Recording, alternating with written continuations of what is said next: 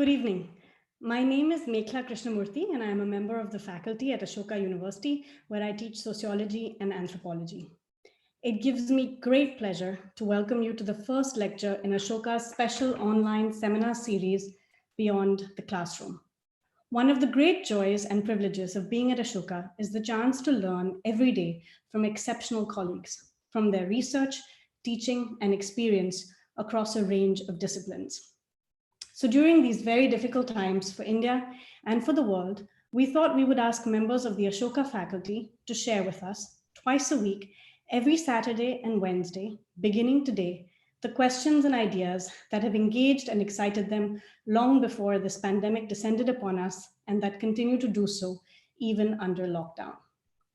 We hope that this kind of intellectual restlessness will offer us all some relief, insight, and inspiration as we strive to make sense of a world in crisis and begin to imagine it anew. These lectures reflect our personal and collective quest for academic excellence as scholars and teachers at Ashoka, and will also serve as a reminder, even to ourselves, that our work remains profoundly relevant and enjoyable at all times, often in the most surprising of ways. I'm therefore delighted to introduce our first speaker in this series, Kranti Saran, who teaches philosophy at Ashoka. The title of his talk is Does Morality Require God? Before we begin, a few quick housekeeping guidelines for the seminar. Kranti will first deliver a short talk and presentation, after which you can ask questions using the Q&A feature in Zoom. You can share your name if you would like to, or send in a question anonymously.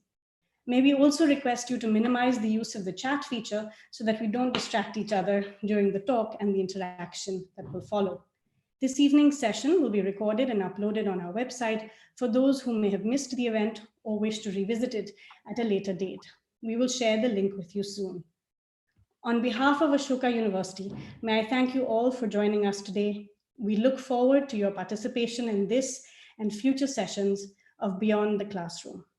Now over to my friend and colleague, Kranti Saran. Hi, Mekhla, how's it going?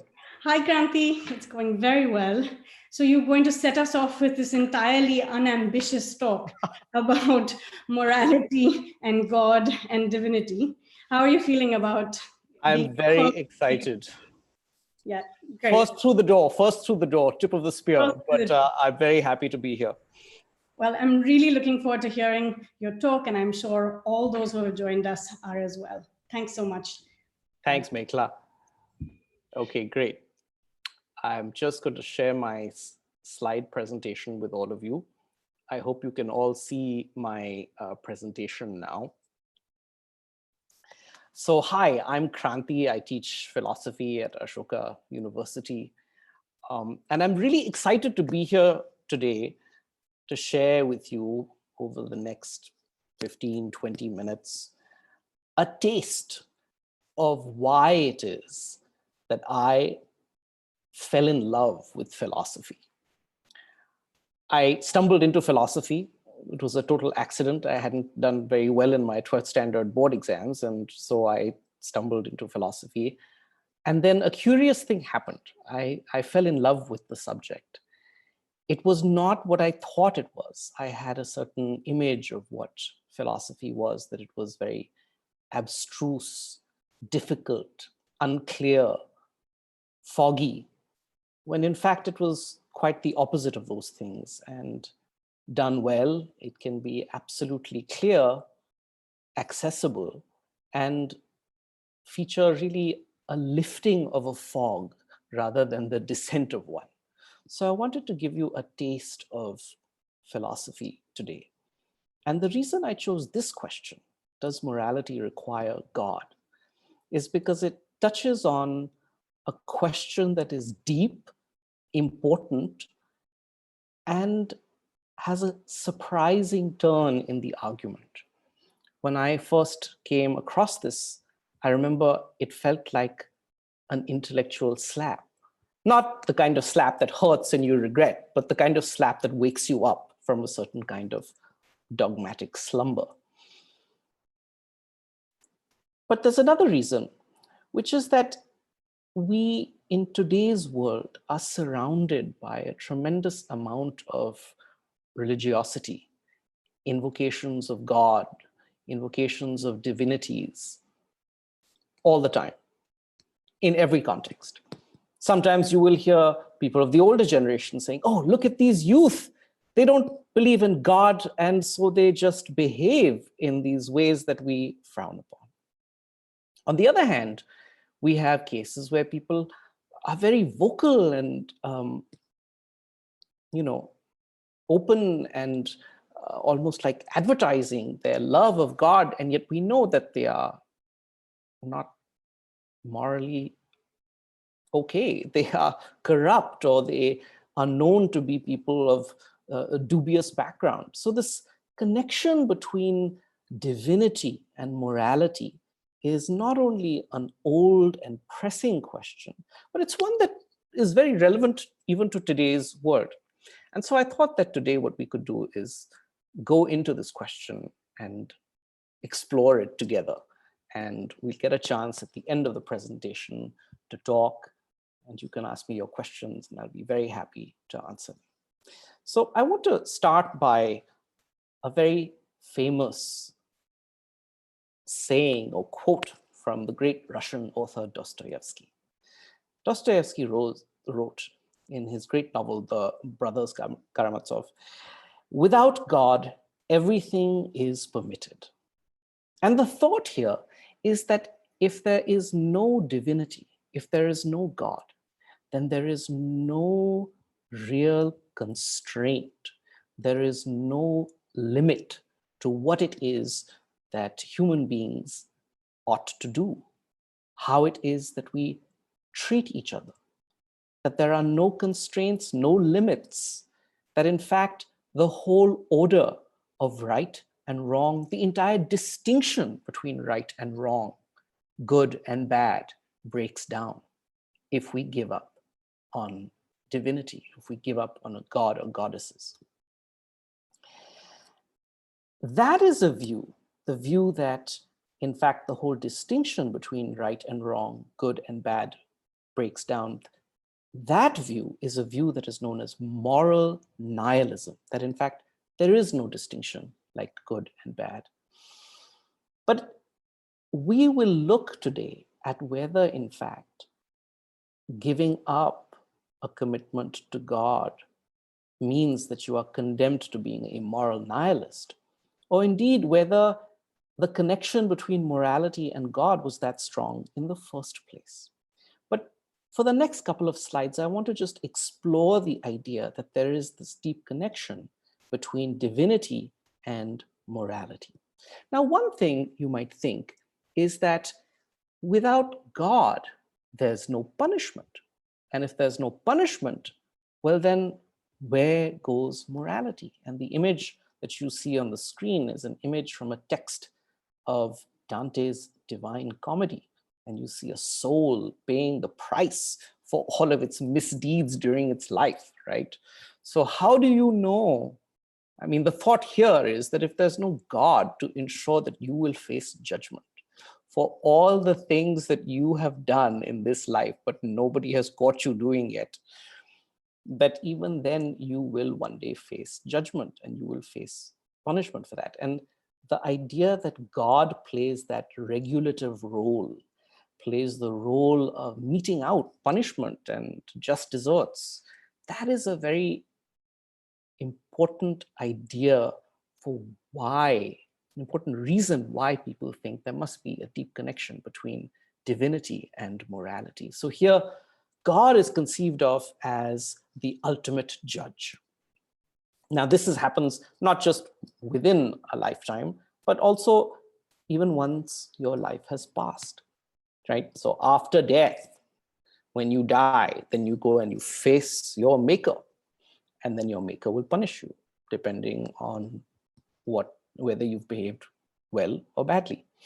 And the thought is, well, gosh, if we don't have any divinity to do that, we don't have any divinity to play that role, what happens to morality? It'll be a free-for-all. People will just think that I should be able to do whatever I want.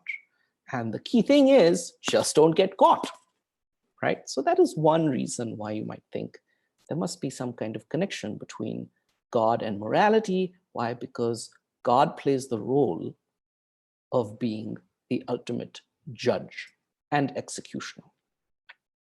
There's another reason. There's another reason, and here I'm going to move to the Indian tradition and an extract, a brief extract from the Manu Smriti. In the Manu Smriti, we find a very interesting discussion of connecting punishment and divinity. So I'm just going to read to you the extract that's on the slide. For the king's sake, the Lord formerly created punishment, his son, the law and protector of all beings, made from the energy of Brahman. Wherever punishment, dark-hued and red-eyed, prowls about as the slayer of evildoers, there the subjects do not go astray, so long as its administrator ascertains correctly. So notice here what Manu is saying is that the divinity produces a child. The child is punishment and acts. It acts for this, it is made of its father, and it acts at his behest and in his service. And it is punishment. It is punishment that keeps everybody in line. And you can see that there's a particular context here that has to do with public administration. So it is noticed that the first line says, for the king's sake, and at the end, there's again a talk of the administrator ascertaining correctly whether in fact something has gone wrong, and thereby then levying a punishment.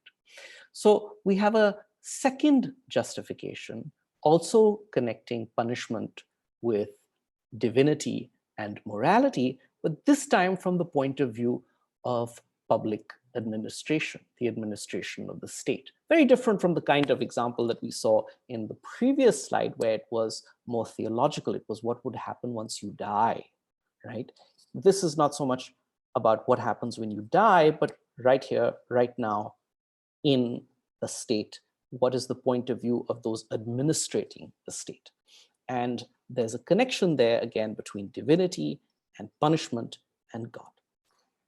But this is not the deepest kind of connection there could be between divinity and morality.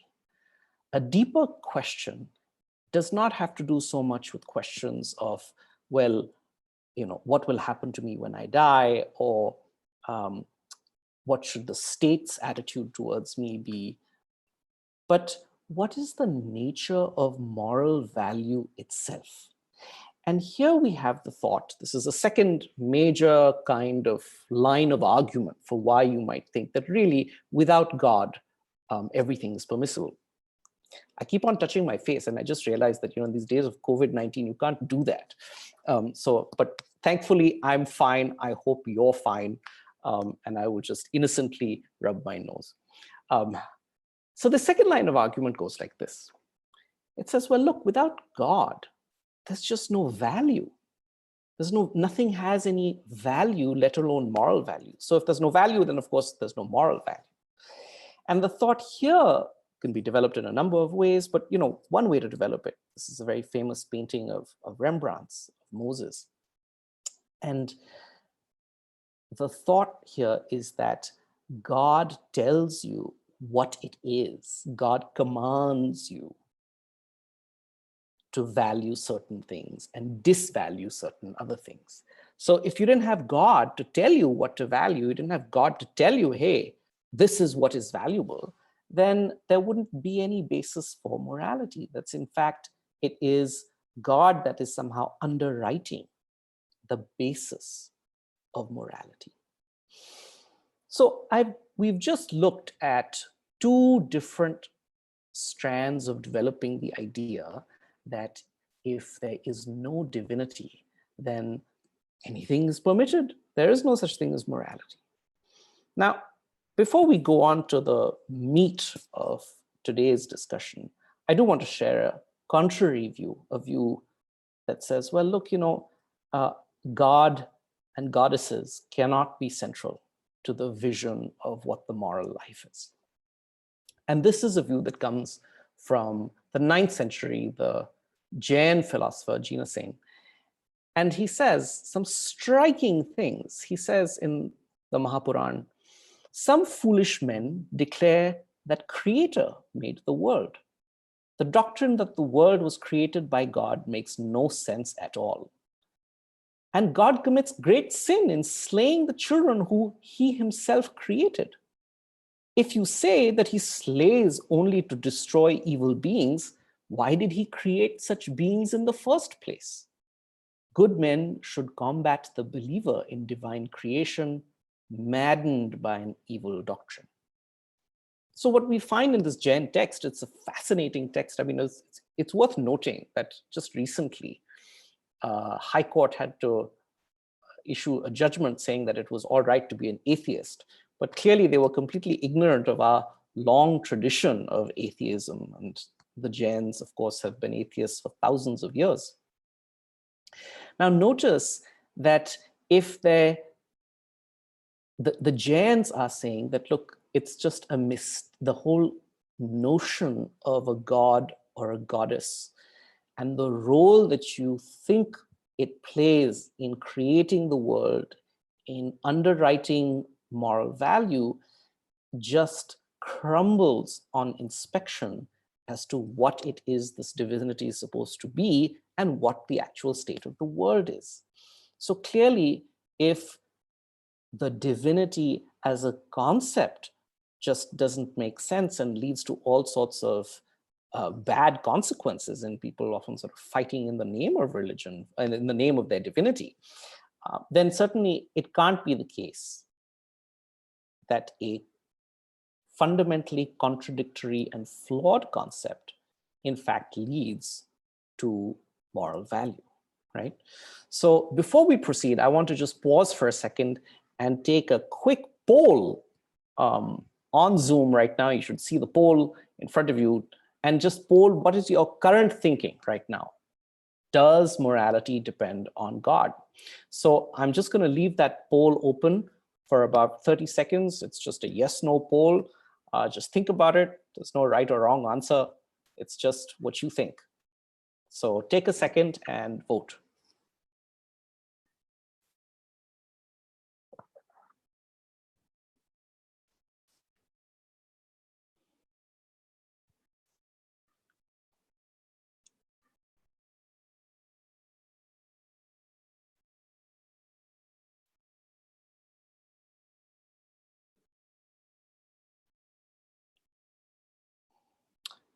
Okay, I think we can close the poll. Hopefully people have voted by now.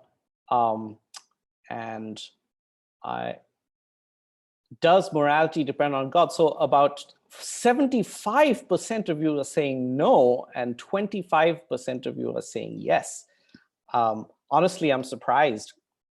I suppose there's some self-selection from the title, but let's see if we can change some minds either way, really, through the rest of the presentation.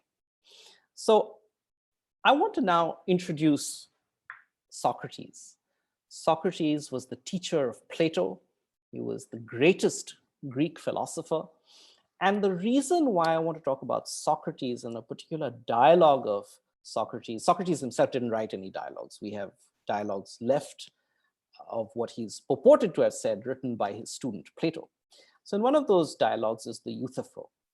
And the reason why I've picked this dialogue is because in this dialogue, we find a very profound dilemma that Socrates raises for views connecting divinity and moral value. Now, I have used the academic convention because after all, what can I do? This is just part of my identity at this point, of saying Euthyphro star, because in fact, in the original dialogue, what Euthyphro is talking about is piety. But I'm just going to be talking about what is morally good. And of course, piety is a stand-in for all sorts of good moral values. So in the Euthyphro, Euthyphro says, an act is morally good if and only if all the gods love it. And Euthyphro takes this to be a necessary truth. And in response to this proposed definition, this definition of what a morally good act is, Socrates raises a profound dilemma. And the dilemma is as follows. Socrates, or Socrates star, because they were talking about piety, says, is the morally good act loved by the gods because it is morally good? Or is it morally good because it is loved by all the gods?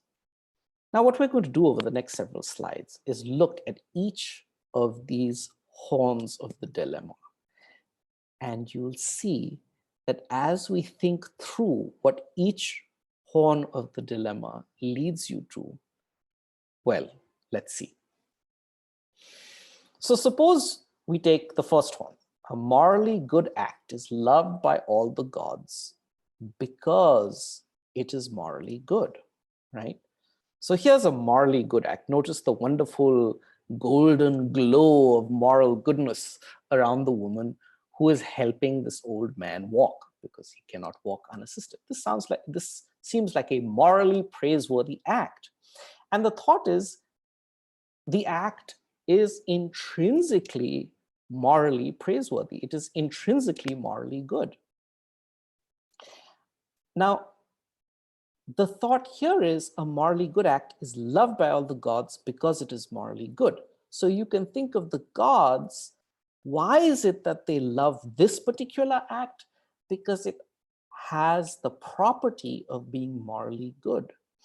And on this view, the gods, and you can see the god there with this pulsating, well, not quite pulsating, but with this red heart in his chest. And what is in his hand? Well, it's a scanner, because effectively the gods serve as detectors of moral value, because what it is that they love is what they detect to have moral value, right?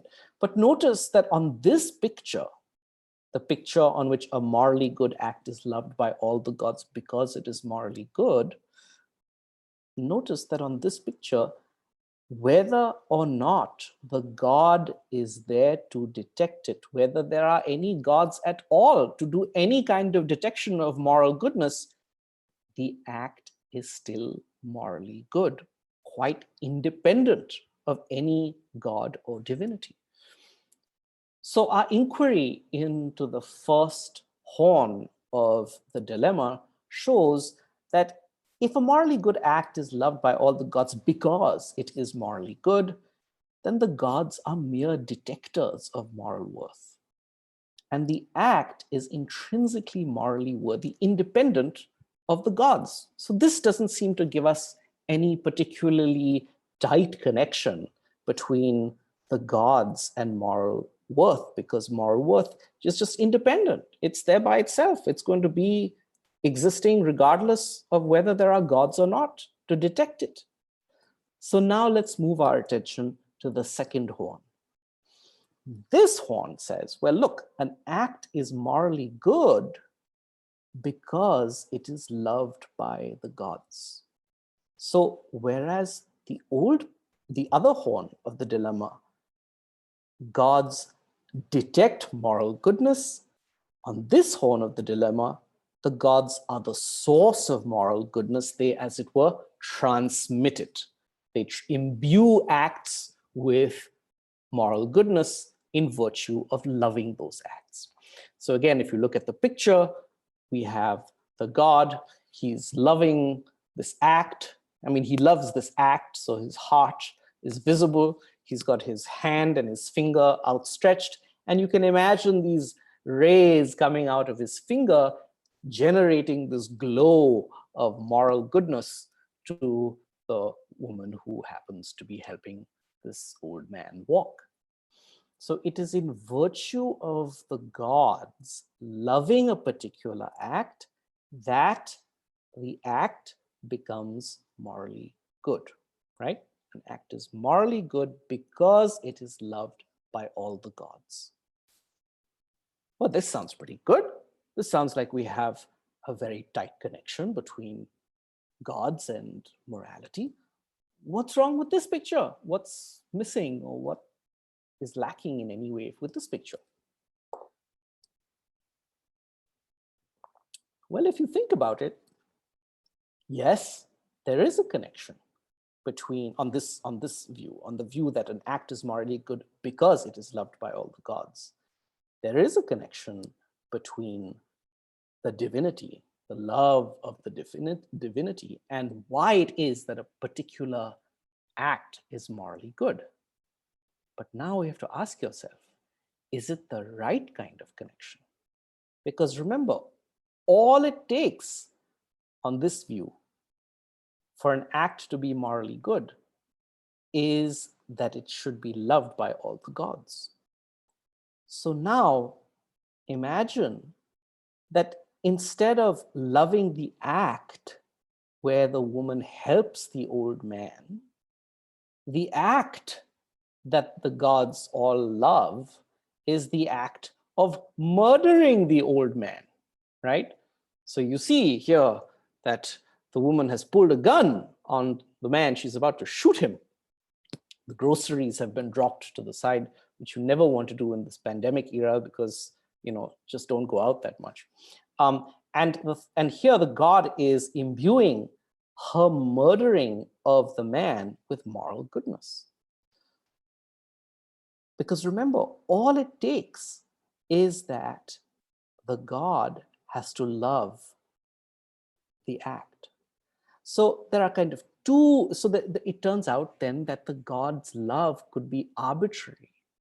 It's arbitrary. It's not sufficiently connected to what is in fact, it's not tightly enough connected to acts that we think of as being morally good. In fact, I think we can all agree that shooting old people is morally repugnant, right? Boiling babies for fun is morally repugnant, should not be done. And even if the gods happen to love it, that doesn't seem like it would make it right?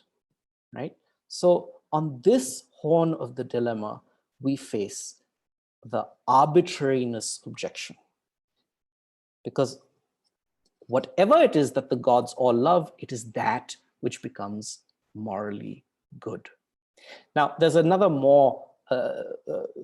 another thought, which is just maybe the gods love it in virtue of some other property that it has. The act has some other property and all the gods love it in virtue of that. But then it looks like that other property is what makes it worthy of the love of gods. And then that looks like the right property to ground moral goodness. So therefore, on the second horn of the dilemma, if an act is morally good because it is loved by all the gods, then we seem to face two problems. Then either the gods love it because it possesses certain characteristics that are the ultimate grounds of its goodness, or the gods' love is arbitrary and hence not appropriate to ground moral worth. So now we've looked at these two different horns of the dilemma, right? Either the gods play the role of detectors of moral goodness, but then in that case, you have a pre-existing moral worth that seems quite independent of the gods. Or the gods play the role of transmitters of moral goodness. But that seems to allow repugnant conclusions, like the thought that murdering old people could be morally right. So so then it looks like the connection between divinity and morality cannot be as Euthyphro thought it must be. It cannot be as Euthyphro thought it must be. Okay, so the upshot of this argument has been taken to be that moral goodness is not grounded in the commands, the will, or the wishes of a divine being or beings, right? So just by thinking through carefully what the options are, thinking carefully and logically, it looks like Euthyphro's dilemma forces us to this conclusion. So I want to, 25% of you were quite convinced that there was a connection between goodness, moral worth, and divinity. So I want to just poll you now as we reach the end of this talk, whether you still think there is that kind of connection. So again, the poll will open up again. This is the second poll, and please take a moment to tell us what you think.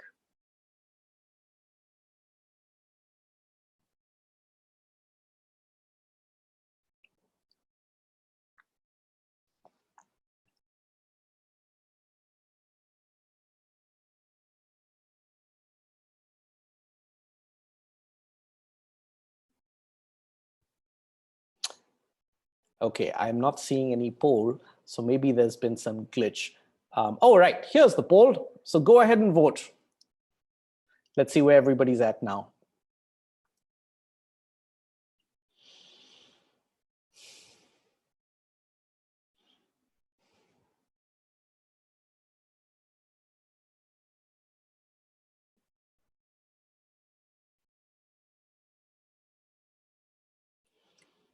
Okay, wonderful. So I think a lot of you will have had a chance to vote. It's a simple yes, no question. I wonder if any of you have changed your minds. So maybe we can close the poll and see what the result is.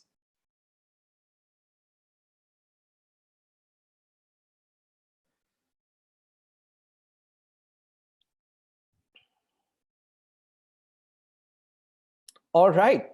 So it looks like from 25% of people thinking that morality does depend on God, that number has dropped to 16, which just shows that, I mean, it's such a pleasure to speak to such a thoughtful group of people who are responsive to rational reasons and the force of reason.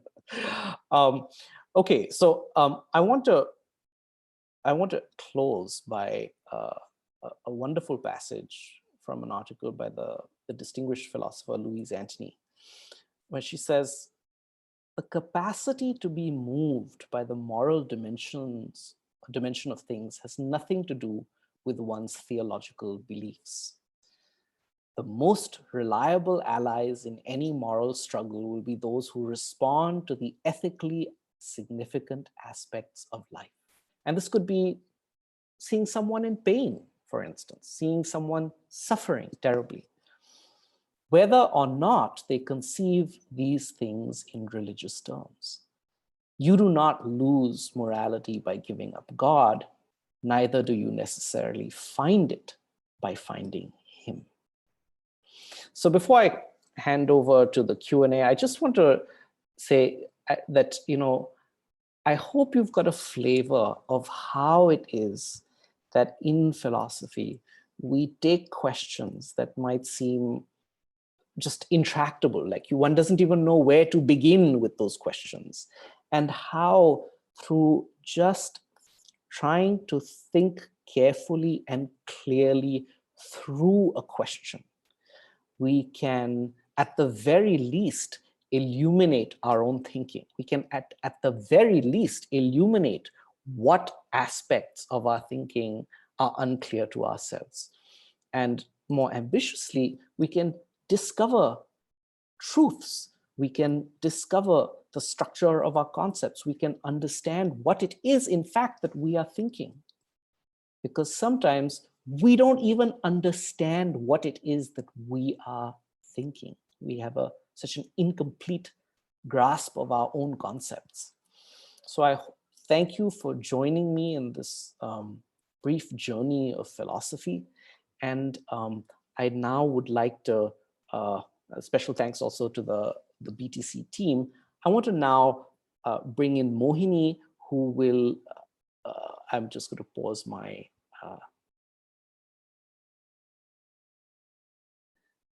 I'm just going to bring in Mohini now, who is going to moderate the questions that have been coming in. Mohini, welcome to the program, and I look forward to hearing the questions. Thank you so much, Kranti, and thank you for that absolutely fascinating talk. I can't think of a better way to have inaugurated our Beyond the Classroom series. I have many, many questions. The image of the the moral detection scanner and the pulsating heart is going to stay with me for a long time.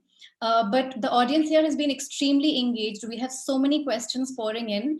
Of course, we have limited time and we'll only be able to answer a few, but we'll try to identify some common themes and try to address them as best as we can. Sure. And I'll try to address them as best as I can. Yes, so let's start with our first question. Many people have sent something similar along these lines. So I'm just going to ask you, does morality come naturally to a person? And if a person lived away from society or any social ties, would they still develop a moral code? That's a very, very interesting question. That's a very interesting question as to what extent are some of our moral conceptions hardwired in us, perhaps biologically, that we're actually born with certain predilections in one way or the other. Now, that's a very, very difficult question to answer. It's a difficult question to answer because it is notoriously difficult to tease apart the contribution of nature and the contribution of nurture.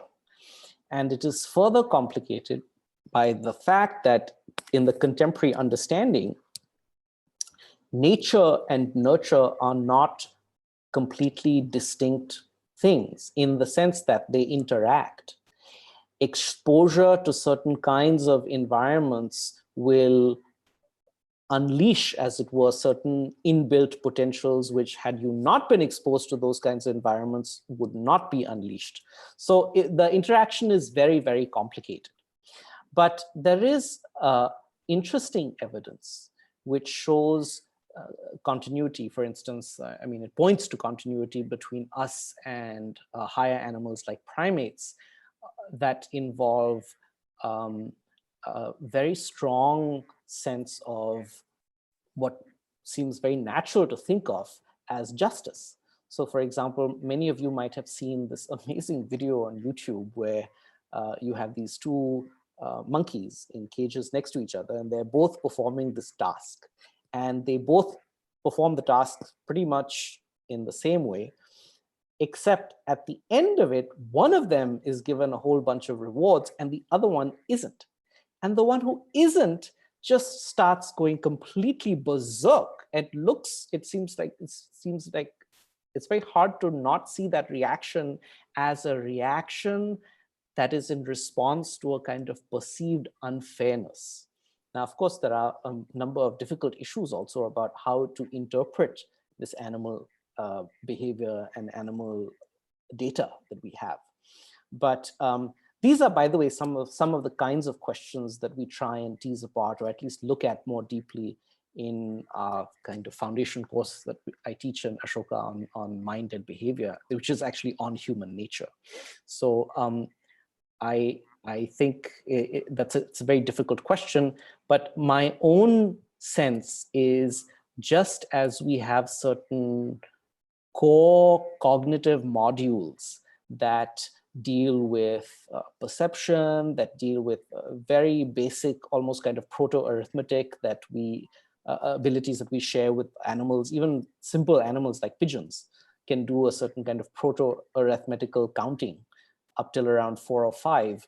I think that there is some reason to think that there is something like at least a proto-moral sense or certain proto-moral sensitivity that we have as advanced creatures. I hope that helps. Thank you. We'll move on to another very, very unambitious question, as Mekhla would say. A lot of people have asked about the connection between science and morality. So can science answer moral questions, or can science play a role in informing our morality? Well, I am a skeptic on that front. And for a very, I'll try and sketch out why. Science is fundamentally a descriptive and predictive enterprise, right? It describes the world, it describes the laws of the world, and in such a way that you can then predict what might happen, right? So I give you the laws of planetary motion, and you are able to then calculate, okay, hey, you know what? In 100 years' time, this is where Mars is going to be located. And you can do that perfectly exactly.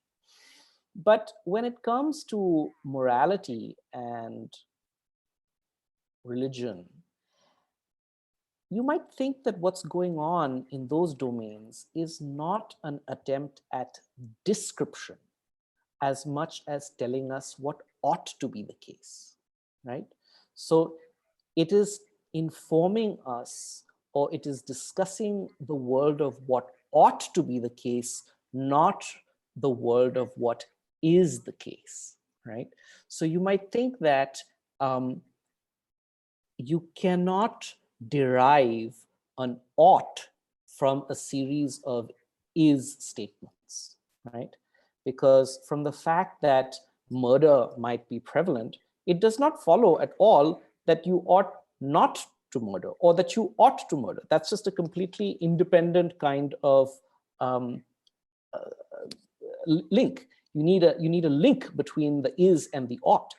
So this is, of course, Hume famously argued that an is can never imply an ought. And so I'm very skeptical that science will solve those questions. I mean, just think of the current pandemic, right? Suppose I gave you all the biological facts about a particular patient. You knew everything that there was to know that science could tell you about that patient. That wouldn't yet tell you whether they ought to be saved and another person not saved, right? It just looks like science doesn't speak to that question. So I hope that sheds some light on that question. That's actually an excellent segue into our next question, which is by Dhruv Gotham. And the question is, what is the difference between ethics and morality? Ethics and morality.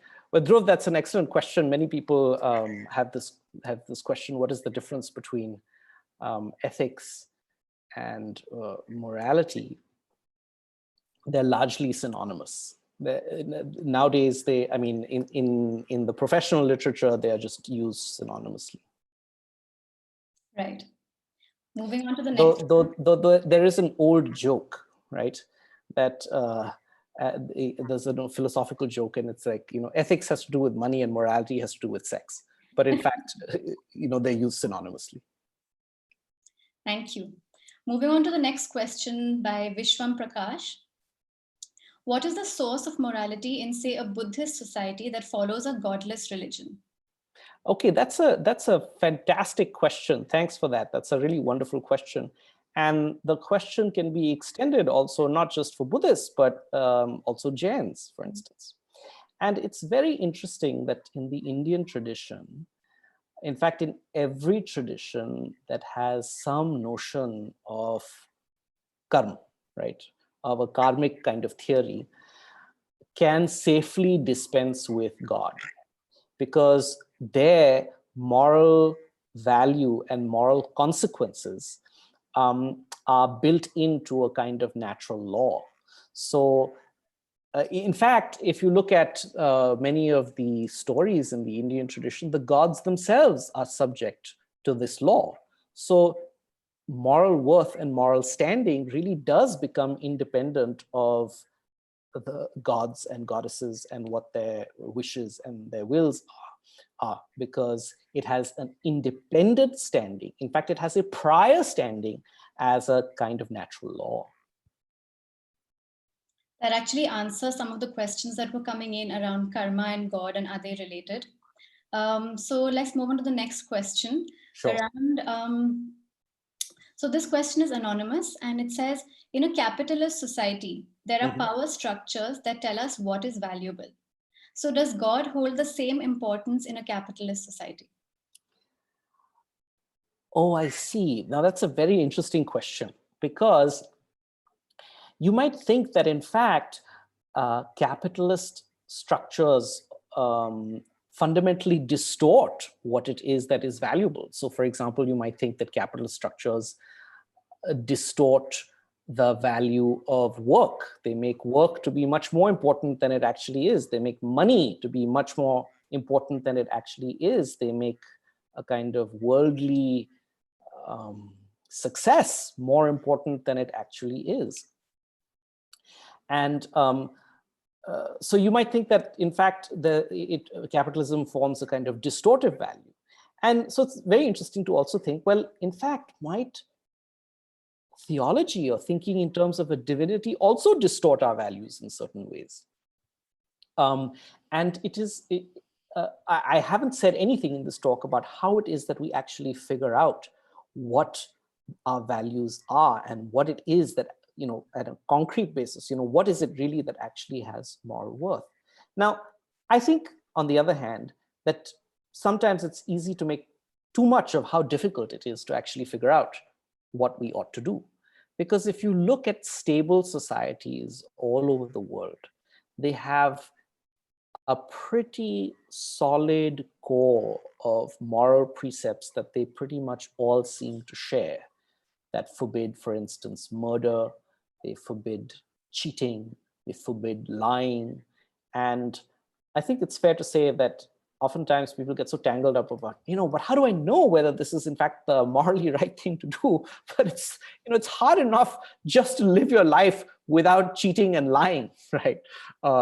Before getting tangled up in these really complicated moral conundrums, where you can then somehow convince yourself that there really is no right answer at all. So yeah, I hope that helps. Moving on to the next question. It says, you mentioned moral restraint as a result of divinity. So what about atheists? Would that imply that they do not have a moral structure at all? Yeah, so I don't think that follows at all, right? Because I think that even if you are an atheist, so let's divide the atheists into two kinds, right? Suppose you're like a Buddhist / Jain atheist, and then you believe in the law of karma. So then, okay, then that's taken care of. But suppose you think that, okay, even that is like too metaphysical, and you have a fully scientific worldview, and so you don't think that is going to be a system of justice or morality that you can buy into.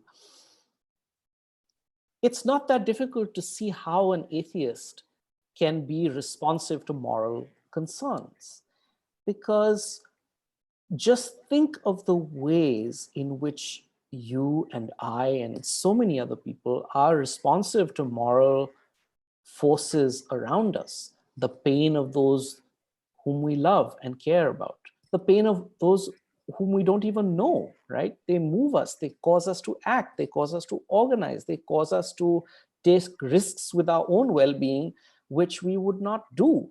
So I think our moral responsiveness, as the quote from Louise Antony says right at the end, is not tied really to any theological beliefs that we have. So I think that atheists can exhibit tremendous moral sensitivity and tremendous moral attunement to the world. I don't think that is going to be a function of what their theological beliefs are. Thank you. I think you talked about how different cultures also forbid similar things. Yeah. So there's a question around morality being different in different cultures. Yeah. And the follow-up question is, if yes, does that violate the objective nature of what may or may not be considered moral? That's an excellent question, right? Because of course, there is variation in moral norms. There is variation in moral norms across cultures. And what are we to say about that?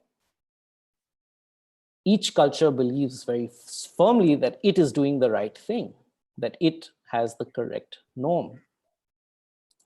Now, if you think that the only thing that can be said in the face of that kind of variation of cultural norms around what is considered good and bad, right and wrong, is a kind of silence, because really each of them is right with respect to their own society, right? Now, if that is true, notice that it has the following consequence, that we cannot ever criticize another society without adding, oh, but that's only just from my point of view, right? So, but it looks like it is an intelligible practice to criticize other societies.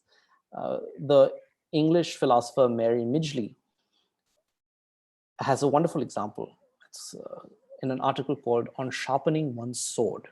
And she talks about the practice in samurai Japan, where it was permissible for a samurai to test the sharpness of his sword by cutting down a peasant on the side of the road, right? Just slicing the peasant's torso like that with one cut of his sword.